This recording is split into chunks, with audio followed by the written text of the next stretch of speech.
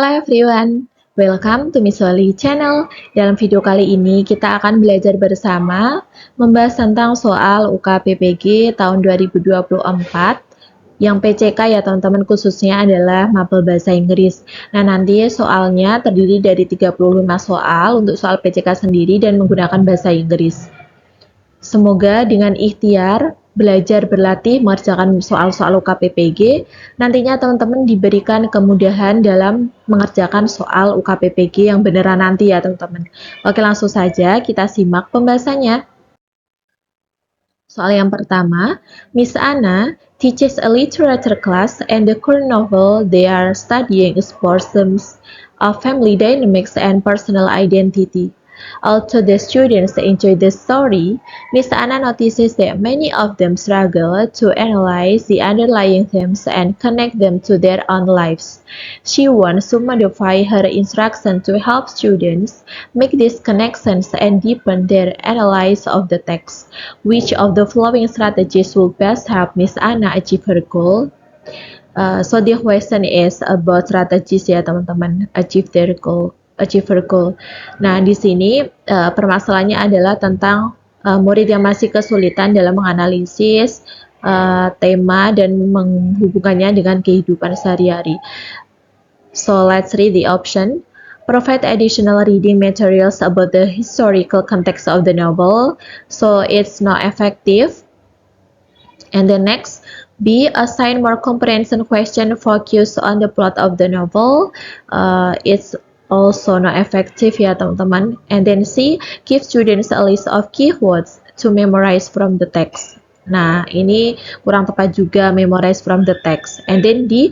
Show a film adaptation of the novel to help visualize the characters. Nah, ini bisa ya teman-teman. Kita lihat yang E.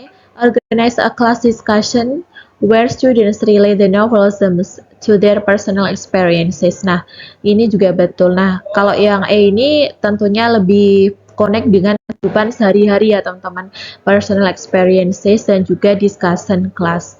So, the best answer for question number 1 is E. And then number 2, Mr. Ethan teaches geography, and his class is currently learning about the various factors that contribute to climate patterns around the world. After giving a lecture on ocean currents and their influence on climate, he realizes that many students will struggle to understand how these currents affect global weather. He is looking for a way to present the material that will help students grasp the concept more clearly. What would be the best approach for Mr. Ethan to clarify the relationship between ocean currents and climate? Nah, teman-teman, the question is about the best approach, pendekatan yang tepat yang digunakan Mr. Ethan. So, let's read the option for number 1. For number 2, A. Provide a worksheet that lists key facts about ocean currents. Nah, ini salah ya teman-teman. And then B. Show students a documentary on ocean currents. Ini juga kurang efektif. And then C. Ask students to read a textbook chapter on ocean currents. Just read textbook, so it's not effective. And then D. Use an interactive simulation where students can manipulate ocean currents and observe their impact on climate. This is true ya teman-teman.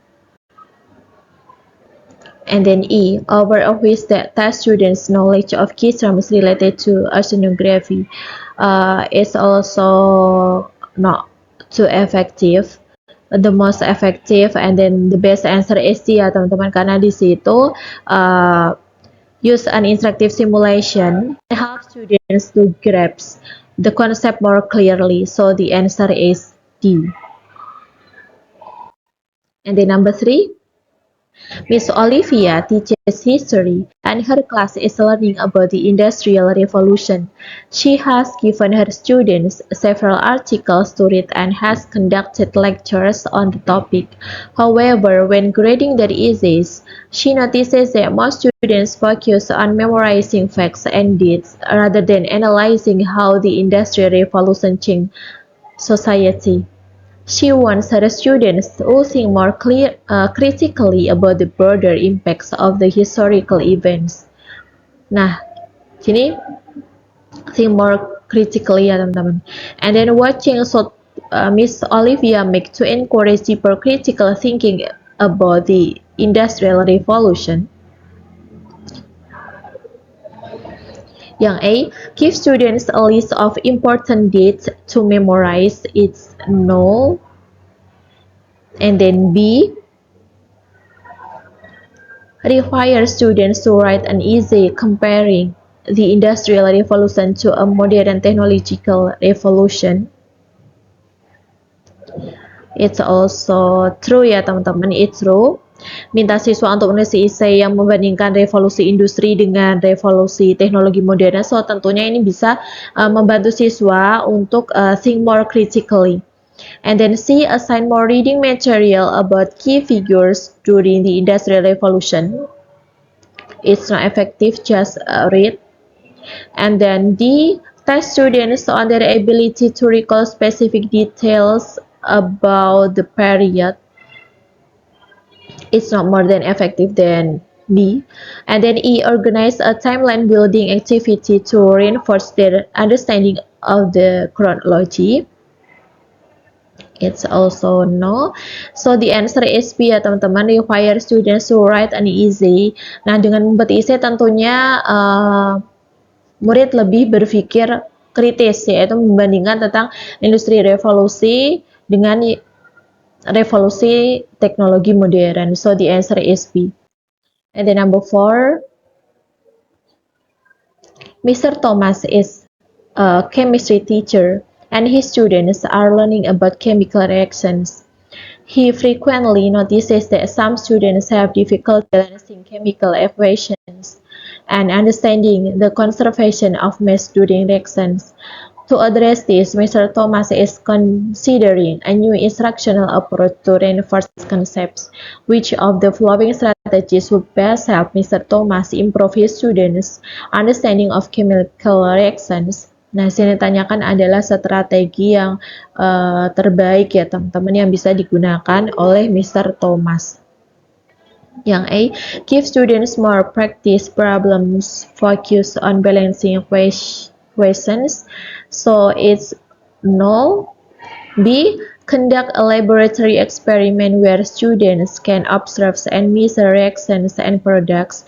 This is good ya teman-teman, bisa menggunakan eksperimen di laboratorium. Next C, show a video that explains how to balance chemical equations step by step. Good, but not better than B. So it's wrong. Karena dengan berlatih di laboratorium tentunya lebih efektif ya teman, lebih interaktif. And then D, assign students to read the chapter on chemical reactions again. This is big no. E, provide a worksheet with simplified equations for practice. It's no. So the answer for number 4 is B. And then number 5, Miss Kate teaches a social studies class and her students are learning about government system around the world. After covering several different forms of government, she notices that our students struggle to understand the practical implications of each system on citizens' daily lives. She wants to create an assignment that will help them better grasp their implications. Which assignment would best help Miss Kate achieve this goal? Nah, di sini yang ditanyakan adalah tugas yang tepat ya teman-teman. Assignment would best help Miss Kate. Yang A adalah have students create a chart comparing the different types of government. This is no. B, give students a test on the definitions of key political terms. It's no ya teman-teman. C, provide a documentary that explains different forms of government. It's not effective. And then D, assign students to memorize the characteristic of each government system. Just memorize. So it's not too good for our students. And then yang E, ask students to write a reflective essay on how they would feel living under each system of government. It's better ya teman-teman. It's the best answer to ask our students to write a reflective essay. So the answer for number 5 is E. And the number 6. Mr. David is teaching a unit on ecosystems in his biology class, while many of the students can describe the different components of an ecosystem. He notices that they struggle to see how these components interact and depend on each other. He wants to help them better understand the interdependence within ecosystems. Which of the following would be the most effective instructional method for Mr. David to use? A. Assign more reading on the definitions of ecosystems components. It's no ya teman-teman. B. Show a documentary about a specific ecosystem. No. C. Use a simulation where students can create their own ecosystem and observe how changes affect it. This is good ya teman-teman. Their own ecosystem. This is good. And then D. Provide a lecture explaining the roles of producers, consumers, and decomposers. This is not effective. Simulation is better than lecture explaining. E. Give a quiz to test students' knowledge of ecosystem vocabulary. It's no. The answer for number 6 is C. And then number 7. Miss Sarah is preparing her students for a unit on persuasive writing. She wants her students to not only learn the structure of a persuasive essay, but also understand how to effectively use evidence to support their arguments. In the past, students have struggled with finding credible sources and integrating them into their writing. What instructional strategies should Miss Sarah use to help students improve their use of evidence in persuasive essay? A. Yang A adalah provide a list of websites where students can find credible sources. It's not too good. And then B, show students how to evaluate sources for credibility and relevant to a guided activity. Yeah, this is good ya teman-teman. And then C, give students a worksheet with examples of weak and strong evidence. It's no, not better than B. D, require students to use at least 5 sources in their next persuasive essay. It's also not effective. E, our students a pre-written essay to model how to use evidence. No. Better, we ask our students show how to evaluate sources for credibility and relevance through a guided activity. So the answer for number 7 is B. Next, number 8.